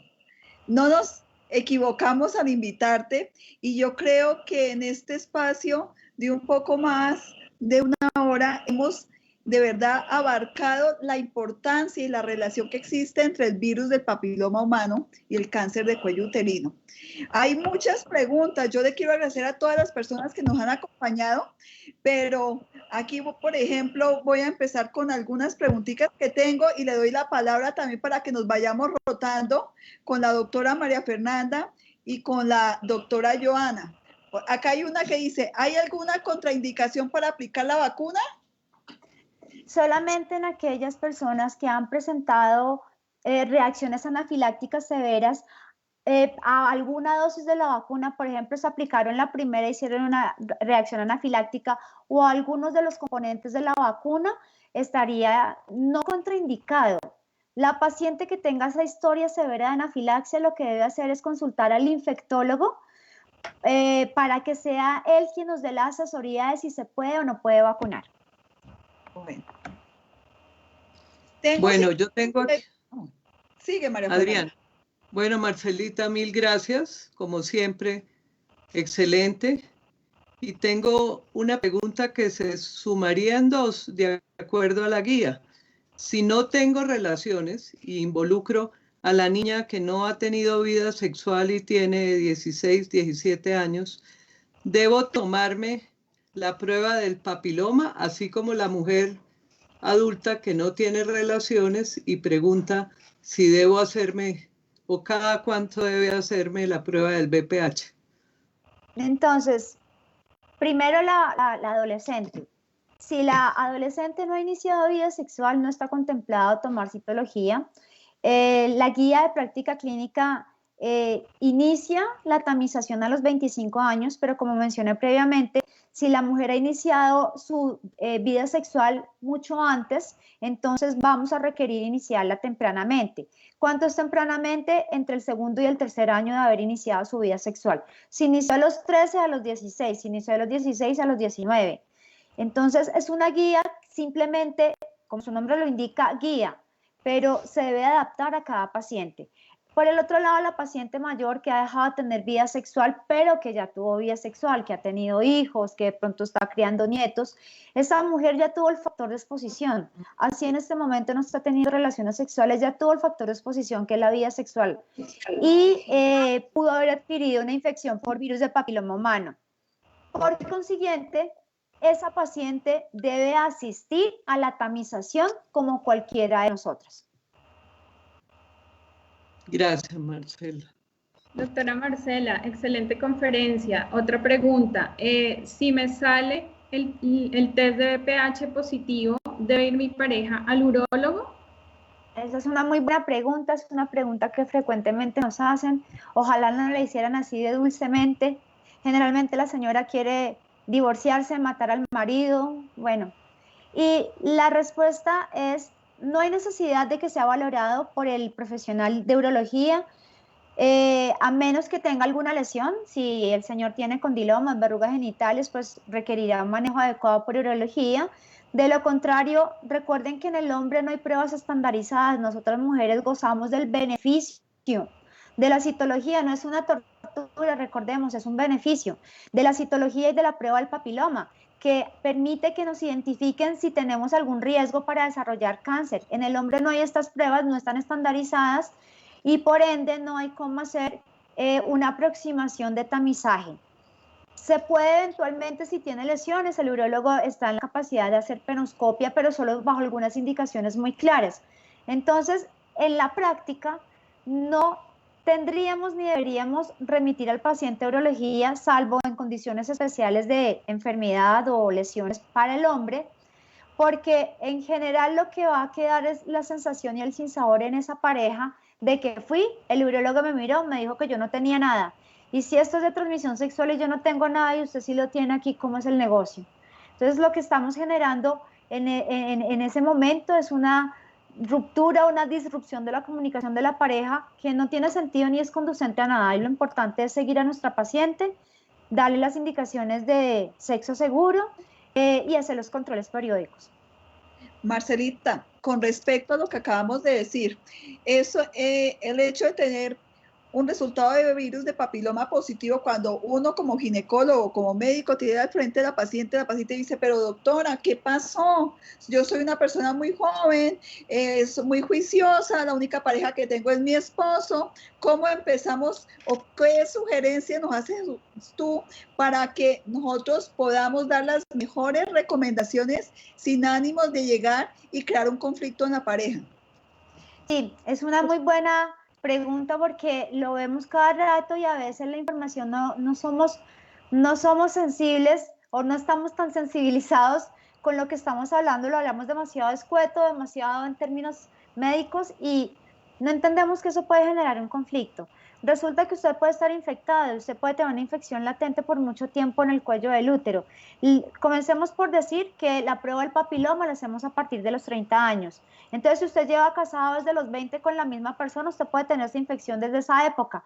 Pero si no ha generado lesión, porque lo que ve la citología son cuellos enfermos, no virus de papiloma, si no ha generado lesión, usted puede tener una citología normal teniendo una infección por papiloma y solamente hasta que le hacemos la prueba de detección vamos a evidenciar la infección. Entonces, lo primero, esa infección puede ser de tiempo atrás. No significa infidelidad. De hecho, la pareja pudo haber llegado con esa infección, que es lo más común, a la relación. Los hombres eliminan mucho más fácilmente la infección por su mecanismo inmune que nosotros se puede quedar, fíjense que habíamos hablado que uno de los riesgos para desarrollar lesión o para recurrencia de la lesión precisamente es la persistencia de la infección. Entonces, es un tema sensible, es un tema que debemos abordar con tacto y sobre todo es un tema que debemos hablar abiertamente, permitir que la persona que está al frente, la paciente, nuestra paciente, nos pueda preguntar con tranquilidad, sin temor a sentirse juzgada. No es sinónimo de infidelidad, tampoco es sinónimo de promiscuidad. Nosotros no estamos ahí para juzgar la vida sexual de la mujer, estamos es para asesorarla y evitar que tenga una enfermedad. Acá hay una pregunta que dice lo siguiente: frente a estos mitos que pueden ser sostenidos por los médicos y que tú muy bien llegaste y los colocaste y les diste la respuesta y lo desmitificaste, ¿cómo hacer circular la información basada en la evidencia para que así la cobertura de la vacunación se pueda ampliar y se pueda cumplir? Tristemente estamos en este momento haciendo trabajo uno a uno en consultorio y un trabajo un poco más amplio cuando a través de las sociedades científicas divulgamos la información. Estas charlas a la comunidad son el primer pilar porque generalmente en las reuniones académicas llegamos a los colegas, llegamos al médico general, al médico familiar, a los colegas de otras especialidades, al internista, al endocrino, para que pues digamos tengamos todos el mismo conocimiento y hablemos el mismo lenguaje. Difícilmente llegamos a la comunidad, entonces primero tenemos que replicar la información a la comunidad. Y lo otro, lo más importante, es empoderar a nuestras mujeres para que ellas sean replicadores de la información. Por favor, las personas de la comunidad que nos están acompañando, conviértanse en ese vehículo para replicar la información, para desmitificar todo lo que hay alrededor del virus del papiloma humano, el cáncer del cuello uterino y la vacuna. Uno ve en el día a día cuando hace consulta, Marcela, como un porcentaje muy importante de nuestras pacientes y de nuestras adolescentes no se vieron beneficiadas por todos esos tabúes de la vacunación. ¿Qué mensaje le mandarías en este momento a las mujeres que nos están viendo, que tienen mamás que están en los colegios? Necesitamos que la población se vacune, haya o no haya iniciado vida sexual. Aquí hay una pregunta por el Facebook, por ejemplo, que dice: a mi hija le aplicaron la primera dosis de la vacuna de VPH, después de la noticia no se la volvió a aplicar, ya tiene 19, no ha iniciado vida sexual. ¿Se le debe colocar la segunda dosis? Sí, señora, se le debe completar el esquema. No reiniciamos esquemas, pero se le debería completar el esquema. Entonces, eso es lo que tenemos que hacer, recapturar todas estas niñas adolescentes y adultos jóvenes que en su momento recibieron una dosis y no completaron su esquema por temas de toda la infodemia que hubo alrededor de la vacuna del virus del papiloma humano. Convertir nuevamente a los educadores en aliados nuestros y replicadores de la información, invitar a las mamás a que nos lleven a sus hijas a vacunar, a que vayan con ellas y mientras las vacunamos a las hijas, tamizamos a las señoras, a que si la señora está por debajo de los 45 años, la invitamos y la vacunamos y la tamizamos, o sea, citología, prueba lo que le corresponda por edad. Es invitarlas, es hacerlas partícipes. Es que si va mi paciente por la terapia para la menopausia, entonces por favor me lleve a la nieta para vacunarla, a la hija para vacunarla y tomarle la prueba y se hagan los seguimientos adecuados. Muchas gracias. Marcela, yendo paralela a la pregunta, aquí la misma pregunta, pero dice: ¿por qué el segundo pico y por qué vacunar a las mujeres menores o entre los 45 años, la perimenopáusica? Bueno, la idea de vacunar mujeres hasta 45 años es porque los estudios están de respaldo que demuestran la eficacia de la vacuna, inclusive en población adulta mayor de 26 a 45 años. Demuestran que son seguras las vacunas también en esta población y que son bien toleradas. Entonces existe la evidencia. Obviamente lo que uno le va a explicar a la paciente es que ella ya pudo haber sido expuesta al virus. Entonces digamos que eventualmente podría no verse beneficiada no de todo el beneficio que ofrece la vacuna como a una niña de 9 o de 14 o de 15 años que no ha iniciado su vida sexual, pero se va a beneficiar definitivamente. Y el tema del segundo pico, pues tiene varias explicaciones. Con la llegada de la menopausia y la caída de la estrogénica y la caída de las hormonas que conlleva la menopausia, hay una disminución de la inmunidad local en la zona genital. Y esto hace que infecciones antiguas que de pronto ya no eran detectables se reactiven, vuelvan a estar activas y entonces las vamos a identificar. No significa que haya una nueva infección, en este caso puede ser una reactivación, pero también hay otras cosas interesantes. Creo que todavía se debe seguir llamando el síndrome del nido vacío. Cuando los hijos se van, las parejas quedan solitas, muchas veces las parejas se divorcian, se separan, se vuelven a casar, tienen una nueva pareja o tienen una relación en el camino y esto representa un nuevo riesgo de adquirir una nueva infección por papiloma. Entonces, digamos que son las explicaciones para ese segundo pico de la infección por virus de papiloma humano. Muchas gracias. Marcela, aquí tenemos otra pregunta. Si me diagnostican una lesión de alto grado, ¿no voy a poder tener hijos? Bueno, es otra cosa muy interesante. Voy a comenzar por algo que nos pasa a todos cuando vamos al médico y es que nos da miedo que nos digan que estamos enfermos. Entonces mejor no vamos al médico porque si no vamos pues no nos van a decir que estamos enfermos. Si no nos hacemos la prueba del papiloma pues no nos van a decir que tenemos papiloma. Entonces lo primero es que lo más importante cuando uno tiene algo es descubrirlo oportunamente y hacer el manejo. Si hay una lesión de alto grado, generalmente las cirugías son cirugías ambulatorias, son cirugías por vía vaginal en el que se quita el pedazo de cuello enfermo. Eso vuelve a reepitelizar o si lo queremos decir de una forma más fácil, a regenerar el tejido. Ese cuello queda nuevamente bien, libre de lesión y con la posibilidad de concebir y tener hijos sin ningún problema. Gracias. Hablábamos ahorita del segundo pico, pero una pregunta quedó aquí en el tintero. ¿La mujer menopáusica debe hacerse la citología? Es una muy buena pregunta. Realmente la paciente por encima de 30 años, menopáusica o no, porque entonces ya tenemos muchas mujeres que a los 50 están menopáusicas, debe hacerse su prueba, pero de papiloma. Si no tenemos pruebas de papiloma, porque a veces hay sitios donde no está todo el recurso, pues se debe hacer la citología, pero efectivamente menopáusicas deben seguir su esquema de tamización normal, por favor. Por acá hay otra pregunta. Si me vacuné y ahora tengo virus del papiloma, ¿significa que la vacuna falló? Bueno, ahí recordar que lo mencionamos previamente, la vacuna la disponible en Colombia cubre 4 cepas, 4 tipos virales, 16, 18, 6 y 11. La nonavalente cubre 5 tipos más, pero no va más allá y ya sabemos que hay al menos 14 tipos de VPH de alto riesgo. Entonces, si tengo una infección por VPH, no quiere decir que la vacuna falló, quiere decir dos cosas, que puedo tener una infección por una tipo diferente a los tipos vacunales, es decir, a los contenidos en la vacuna, es lo primero. Lo segundo que puedo, si no me vacuné previo al inicio de la vida sexual, puedo tener una infección adquirida antes de vacunarme, haberla adquirido antes y que la infección haya persistido en el tiempo. No quiere decir que no me haya funcionado la vacuna. Bueno, con respecto a la vacunación, tú nos decías que el plan de vacunaciones, el Plan Nacional de Vacunación para el Virus del Papiloma Humano está en las niñas hasta los 18 años, de los 9 a los 18 años.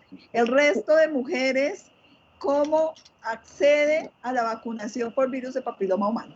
El resto de las mujeres deberíamos acceder a los centros de vacunación, inclusive los de la EPS, los de su medicina prepagada, los centros médicos de vacunación particular, en la Liga, en Prefamilia, en Cruz Roja, nos pueden poner la vacuna. El problema es que no nos la cubre nadie, toca del bolsillo propio, pero definitivamente salud es la mejor inversión. Tal vez no lo hemos entendido como quisiéramos, pero salud es la mejor inversión. Estar sanos es una buena inversión. ¿Cuál sería el costo aproximado, Marcela, de lo que tú conoces? Porque es importante que la gente lo conozca. Aprox unos 150.000 en el tope, de pronto menos, pero digamos que el precio más alto oscila alrededor de los 150, 155. Entonces, este es un mayor llamado a que la concientización de que las personas que son menores de 18 años o las mamás que nos están viendo, los papás que nos están viendo, entonces envíen a vacunar a sus hijas, aprovechando que está dentro del Plan Nacional de Vacunación. Recordemos, Adrianita, una intervención, recordemos que en este momento el plan, digamos que se sacó del colegio, de las escuelas, lo está asumiendo la empresa, la EPS, entonces lo que debe hacer la mamá es llevar a su hija y mirar en qué va el esquema de vacunación de la niña con la EPS. Eso es muy importante. ¿El virus del papiloma humano desaparece sin algún tratamiento? Preguntan por aquí. Sí, en general el virus del papiloma es una infección transitoria. La persona genera una respuesta inmune, hombres y mujeres generamos la respuesta inmune, combatimos la infección y se va. Lo que pasa es que se demora. ¿Cuánto se demora? Porque por aquí hay una pregunta, que ¿cuánto se demora el VPH en el cuerpo de la mujer y el hombre? ¿Cuánto se demora? Básicamente depende de la respuesta inmune de cada uno, depende del tipo de VPH que tengo, si es uno de bajo riesgo, porque también hay infecciones con... Usted puede tener una lesión de bajo grado con una prueba de VPH negativa y con una citología que le dice bajo grado y con una colposcopia y una biopsia que le dicen bajo grado. Y en ese caso no es que la prueba esté mal o que haya dado un falso negativo, es que tiene una lesión por una infección por VPH de bajo riesgo, pero esa no nos interesa mucho porque esa no va a generar cáncer de cuello uterino. Entonces, va a depender la eliminación, retomando el tema, del tipo de VPH que tiene, si es de alto o bajo riesgo, del número de cepas, porque podemos tener infecciones múltiples. Uno puede tener infecciones coexistentes por varias cepas de alto riesgo, por cepas de bajo y alto riesgo, de la respuesta inmune de cada uno, pero en promedio demora un año, aunque 16, 18 son un poco más demorados porque son mucho más tercos y difíciles de sacar corriendo. Y en los hombres se demora menos, la respuesta de ellos es más rápida. Recuerden que la zona genital del hombre finalmente es piel, el pene es piel, entonces la respuesta se monta más rápido, se elimina más rápido, pero también les da y también toma un tiempo la eliminación. Creo que esto ya lo habías contestado, pero es importante hacer énfasis. Si ya tuvo la persona virus del papiloma humano, ¿se puede vacunar? Se puede vacunar, se debe vacunar. Les recomendamos que se vacunen, efectivamente, no hay ninguna contraindicación. Marcela, aquí hay otra pregunta. Cuando la tipificación del virus del papiloma humano sale positiva para tipos de alto riesgo, ¿cuál es el manejo o el tratamiento si las citologías han sido negativas anteriormente? Esa paciente que se le hace la prueba y le sale positiva, se hace un triage con citología, se le mira la citología. Si la citología le sale en esa oportunidad alterada, la paciente debe ir directa a colposcopia biopsia. Una recomendación que probablemente viene en camino es, así la citología sea negativa, pero si el VPH 16 o el 18 le salen positivos, también debería ir a colposcopia biopsia. Si la prueba es positiva, la citología es negativa, independiente del historial anterior que tenga, pero pues obviamente apoyándose en lo que nos dice la pregunta, esa paciente puede dejarse en seguimiento y a los 12 meses, 12, 18 meses se puede hacer el seguimiento, por lo menos por la guía dentro del esquema. Gracias. Aquí no, una mamá que tiene dos jóvenes de 22 y 20 años que no se vacunaron por todos esos resultados y esa mala difusión que hubo con los eventos adversos. Dice, ¿qué pasó con lo que supuestamente dijeron y que algunas niñas quedaron inválidas? Yo me acuerdo que también que algunas niñas habían desarrollado lupus, que algunas niñas hasta habían fallecido. Entonces, si nos puedes como aclarar un poquito esa desinformación que hubo. Sí, con el tema del lupus, de las enfermedades autoinmunes, recordemos que edad de debut de estas enfermedades autoinmunes como el lupus es la adolescencia. Entonces, pues, si yo me vacuno y estoy en ese periodo y tengo la predisposición y voy a desarrollar un lupus, y justo el lupus debuta entre la primera y la segunda dosis, o debuta antes de la primera dosis, pero yo cercano a eso me aplico la dosis. Cuando llegan con nosotros las pacientes por cualquier enfermedad, lo primero que uno pregunta es qué cosas, qué cambios ha hecho usted en su vida, qué se ha aplicado, qué se ha tomado, buscando el factor de pronto desencadenante. Entonces, si la paciente en ese momento va a asociar el haberse puesto la vacuna o el haberle puesto la vacuna a la niña con el debut del lupus, como si fuera el detonante. Resulta que esa niña, vacunada o no, iba a desarrollar lupus. ¿Qué pasó en estas niñas, que algunas de ellas llegaron a Bogotá y que sí estaban enfermas? Pues eran niñas que tenían enfermedades autoinmunes que no habían sido diagnosticadas previamente, que murieron. Hubo un caso de una glomerulonefritis, por ejemplo, que murió por lupus secundario a su enfermedad autoinmune, pero pues definitivamente no era por la vacuna, era la condición de la niña, vacunada o no vacunada, iba a desarrollar el lupus, iba a desarrollar la enfermedad renal, y el desenlace sin tratamiento adecuado iba a ser el que fue. Entonces, digamos que esos casos pasan en cualquier momento. Pongamos un ejemplo más sencillo. Yo me vacuno ayer y hoy salgo, no miro, voy de afán, voy a cruzar la calle, pasa un carro y me atropella. Eso tiene que quedar consignado dentro de los eventos relacionados con la vacuna. Y si como consecuencia de que me atropellaran me muero, esa muerte queda relacionada, queda consignada dentro de los reportes de adversos de la vacuna. Ahora, después viene un análisis epidemiológico, un análisis clínico de si ese evento de que yo saliera a cruzar a la calle, me atropellara el carro y me muriera, tiene o no relación y fue causado o desencadenado por la vacuna. Que la conclusión, por ejemplo, en este caso sencillo de ser atropellado, pues es que no. Entonces, realmente muchas de las situaciones a las que nos vimos abocados fueron casos puntuales que recibieron una gran atención. Pues gracias a Dios recibieron atención en los medios, porque gracias a eso recibieron atención en salud las niñas, ¿sí?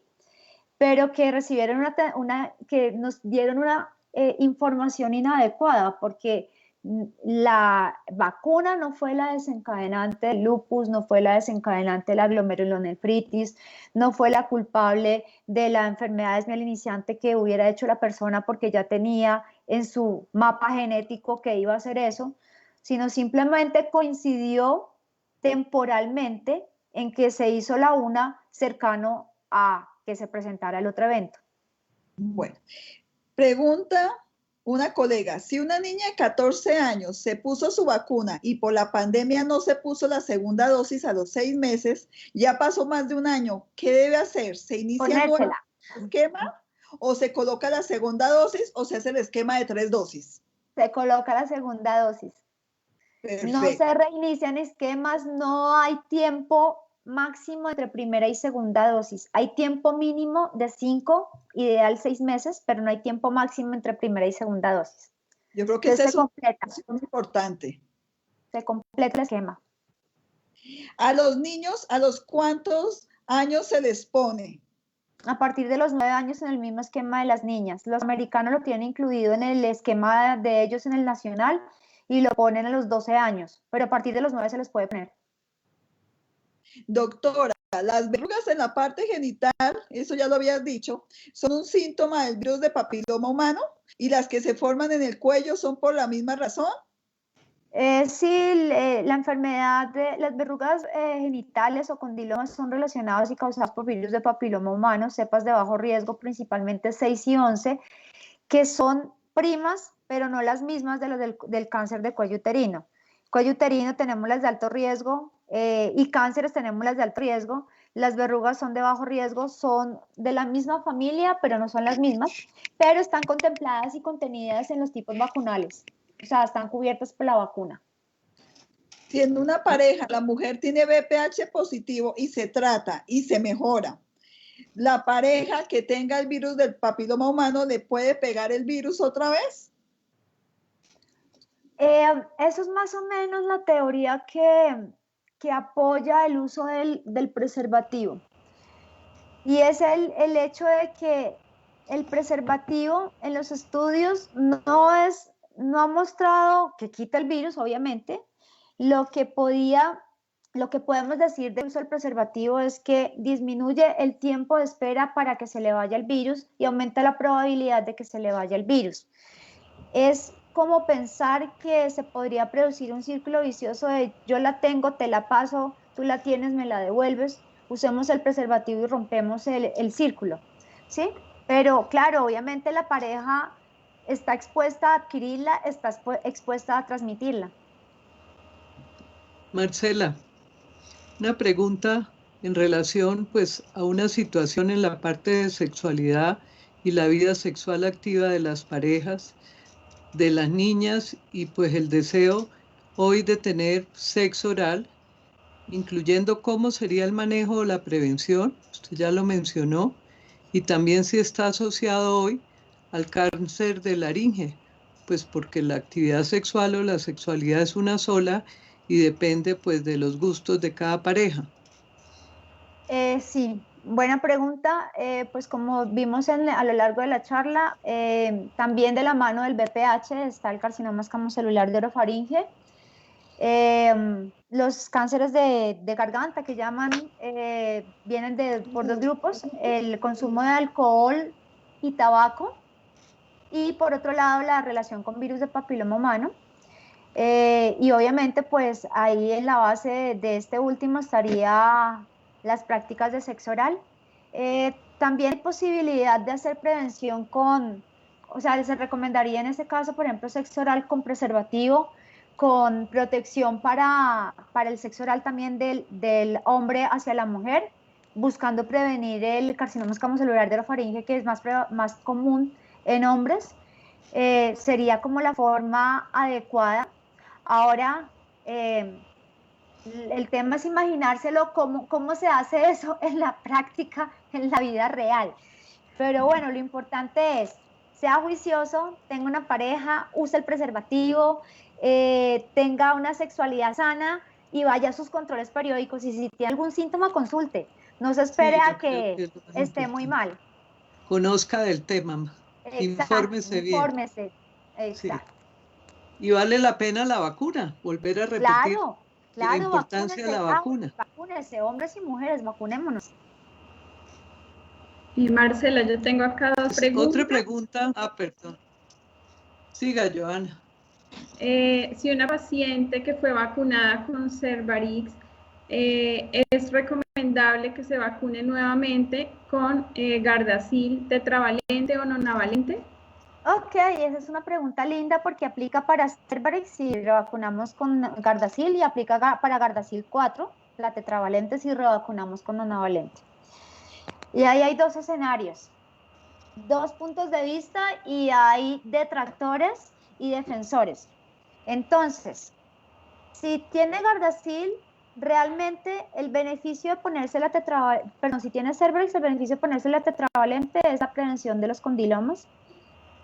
Si usted tiene ya vacuna esquema completo con cualquiera de los dos, Cervarix o Gardasil 4, el beneficio cuando pone la nonavalente es prevención, que ya la vimos, es máximo de un 15 a 20% adicional poniéndose al menos 2 dosis de la nonavalente.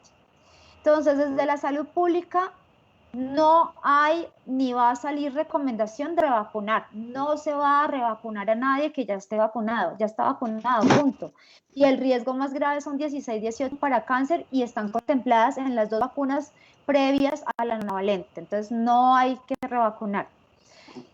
La pregunta que viene interesante y que es la que genera controversia es, ¿y si tiene una de las dos anteriores y es un joven, un adolescente, una persona, un adulto joven en edad de catch-up, la revacunamos con nonavalente? Y la respuesta es la siguiente, va a tener una prevención máximo del 15 al 20% por encima de la que ya tenía. Le va a costar un poco más. Va a hacer un análisis de cada caso en particular y una mirada desde el beneficio de este escueto que estamos hablando, que es un 15-20% más de prevención, especialmente si se vacunan naïf, o sea, sin haber iniciado la vida sexual, sin haber estado expuesto al virus, pero le va a costar un poco más. Entonces, desde la recomendación general, no hay que revacunar a nadie. Puntual y particularmente usted puede discutir el caso con el paciente. Gracias. Y la otra pregunta es, una paciente gestante con condilomatosis sin citologías recientes, ¿cuánto tiempo después del posparto debe realizarse su citología? Unas 4 a 6 semanas, ojalá 6 semanas para que ya hayan revertido los cambios del embarazo. Gracias. Pero los condilomas se podrían ir tratando, ¿no, Marcela? Sí, sí, hay que tratarlos. Los condilomas ahora hay que tratarlos, especialmente si están obstruyendo canal de parto, porque serían una contraindicación para el parto vaginal si están obstruyendo canal de parto. Obviamente la patología debe ser tratada por el grupo de patología cervical y vulvar, pero la paciente se espera para hacer el seguimiento citológico. Aquí hay una cosa importante. ¿Se puede tomar la citología durante el embarazo? Sí, se puede. Claro. ¿Se puede hacer colposcopia durante el embarazo? También se puede. Depende de la indicación. Si usted considera que esa paciente sí debe ir a colposcopia y es importantísimo porque hay una sospecha de una lesión por BPH en cuello uterino, le puede hacer la colposcopia. Generalmente no se toman biopsias salvo que uno tenga una sospecha de una microinvasión. Pero pues eso obviamente debe ser realizado por persona experta, porque el cuello de la embarazada es más difícil de leer, es más difícil de interpretar, es más vascularizado y frecuentemente sangra más fácil y más abundante. ¿Alguna pregunta más, María Fernanda? Pues aquí hay una que dice, ¿hay otras infecciones que empeoren o compliquen tener la infección por el BPH? Yo me imagino que es todo unido a las infecciones de transmisión sexual. Bueno, sí, hay una cosa que se llaman los cofactores de la infección por BPH que favorecen la persistencia del virus y uno de esos cofactores es la presencia de otras infecciones de contagio sexual como el virus del herpes, como el herpes genital, como la clamidia. Entonces, pues el llamado es cuando tengamos una paciente con alguna infección, miremosle, hagámosle todo el paneo primero, estudiémosla completa, descartemos o confirmemos si tiene otras infecciones y si las tiene, pues se le debe hacer el manejo adecuado buscando evitar la persistencia del virus por la amistad con las otras infecciones. Gracias, Marcela. ¿Marcela tiene alguna otra pregunta? Perdón, Joana, ¿tiene alguna otra pregunta? No más preguntas. Yo creo que de verdad este tema se ha desarrollado ampliamente. A mí me gustaría, Marcelita, antes de terminar, danos 2 conclusiones de todo lo que hemos aprendido hoy. La primera, que queremos niñas, mujeres vacunadas y ojalá también los muchachos vacunados. La segunda, que necesitamos nuestras mujeres tamizadas. Por favor, no se les olvide la cita con la citología. Hay una campaña muy bonita de la Liga contra el Cáncer. Olvidé poner la portada de ellos, que es hermosa, que dice que hay cosas que no pueden faltar en la vida. La citología y la prueba del BPH, en tu closet, perdón. La citología y la prueba del BPH son una de ellas. Y esa es la cita, no se les olvide la cita con la citología, la cita con el BPH, es el médico quien les va a orientar cuál de las pruebas necesita, cada cuánto se las va a hacer, pero no se les olvide la cita, porque ahí puede estar la diferencia entre calidad de vida y una enfermedad crónica o una enfermedad aburrida como un cáncer. Y la vacunación, pues definitivamente creo que todavía no hemos inventado nada mejor que la vacuna, ¿no?, para prevenir enfermedades. Ojalá tuviéramos más vacunas para los cánceres y ojalá tuviéramos más vacunas y nos lleguen nuestras vacunas para evitar, por ejemplo, lo de la pandemia, porque estamos ya aburridos del tema. Creo que tocaste un tema que yo iba a tocar ahorita, y es que a uno le da pesar esa historia que llevamos como país Colombia de la vacunación del VPH. Y ahorita, ante una pandemia que de verdad nos ha llegado a que estemos en nuestras casas, a que valoremos de verdad lo que tenemos, a que cambiemos nuestra escala de valores, cómo anhelamos que llegue esa vacuna y que llegue nuestro turno para estar vacunados, para sentir un poco más de alivio.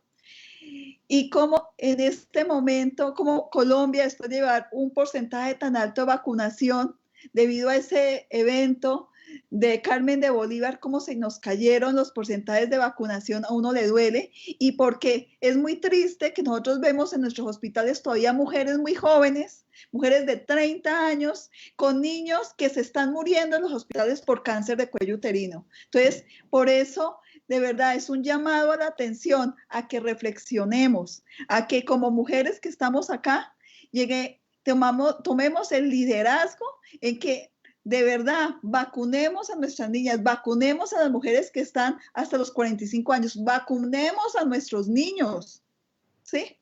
Porque de verdad, esto que se llama cáncer de cuello uterino es una enfermedad que sí es de transmisión sexual, que mata todavía a muchas personas en el mundo y en nuestro país, y que puede ser evitada. Es un llamado a la reflexión y a la conciencia, y por eso fue que hoy quisimos revisar este tema con la comunidad, porque muy bien lo ha dicho Marcela, nosotros tenemos que empezar educando a nuestros médicos, pero también empoderando a nuestras mujeres.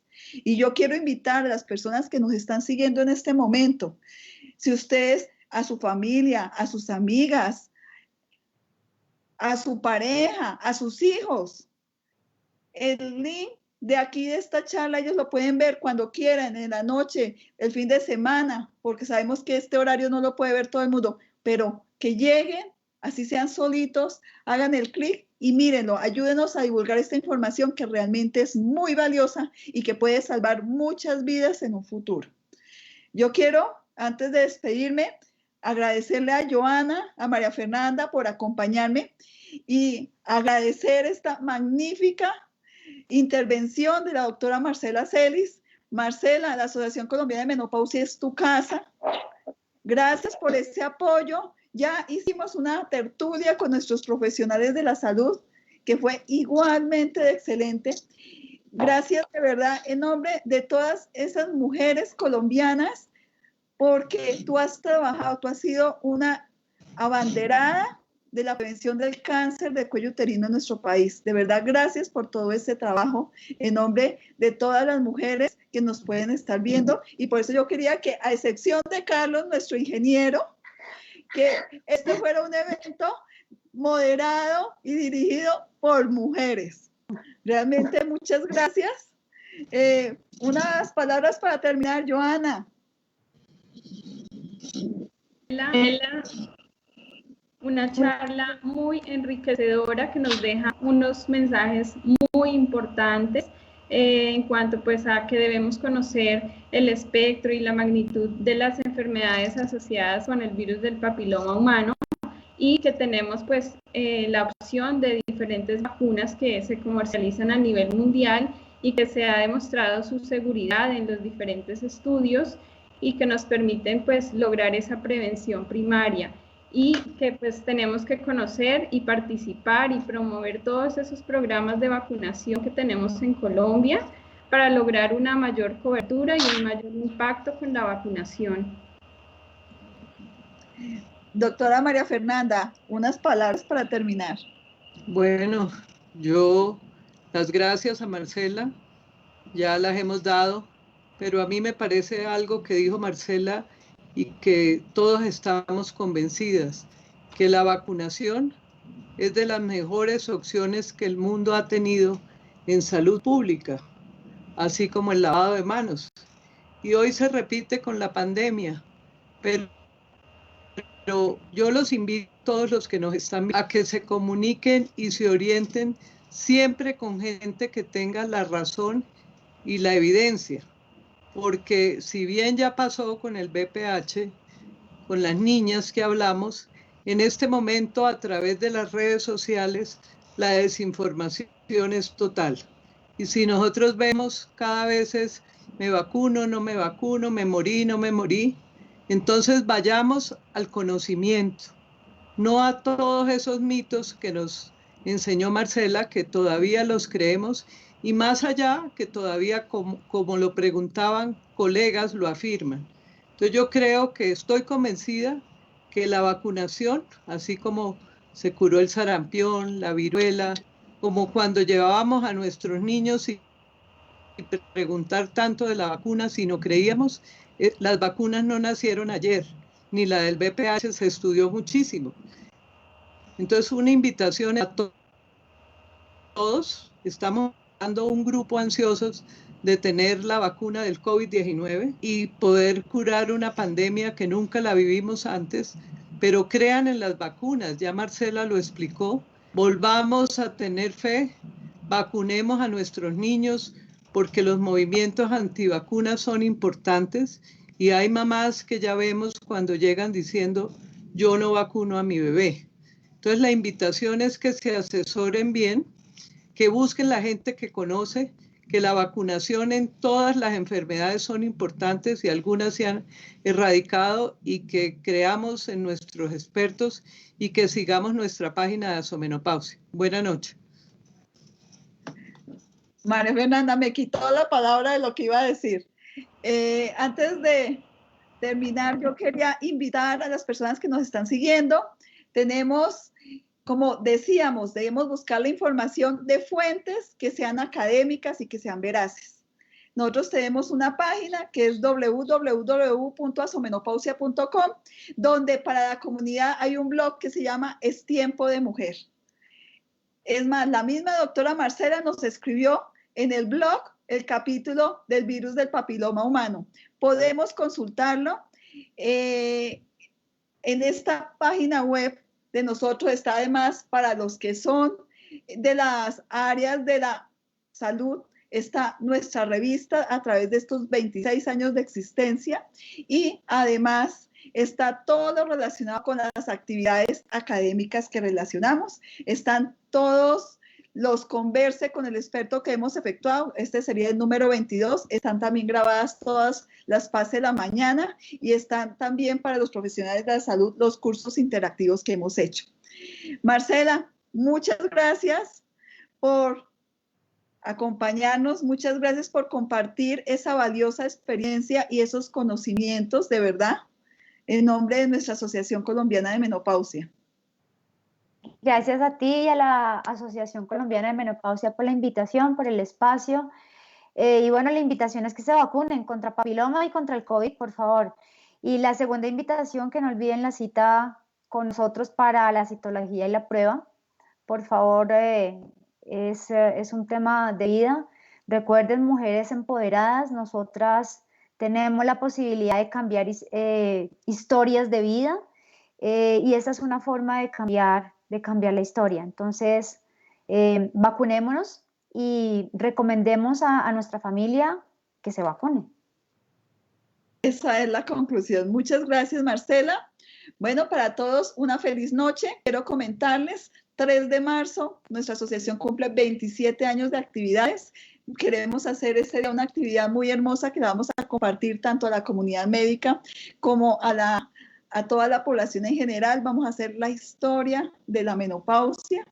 Entonces, que aprendamos qué ha pasado a través de toda la historia con el término menopausia y con las mujeres maduras. Vamos a estar haciendo este recorrido histórico con el doctor Luis María Murillo.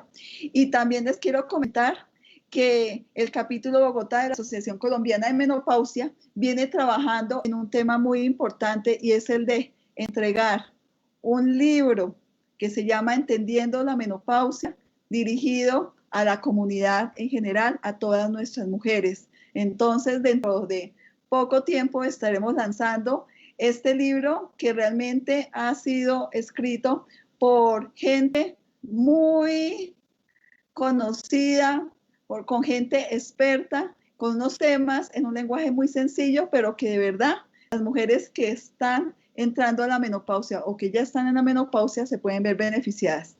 Una feliz noche, Marcela, nuevamente gracias. Carlitos, muchas gracias por todo este apoyo. Un abrazo a todos y nos vemos en la próxima actividad académica de la comunidad. Una feliz noche. Feliz noche. Feliz noche.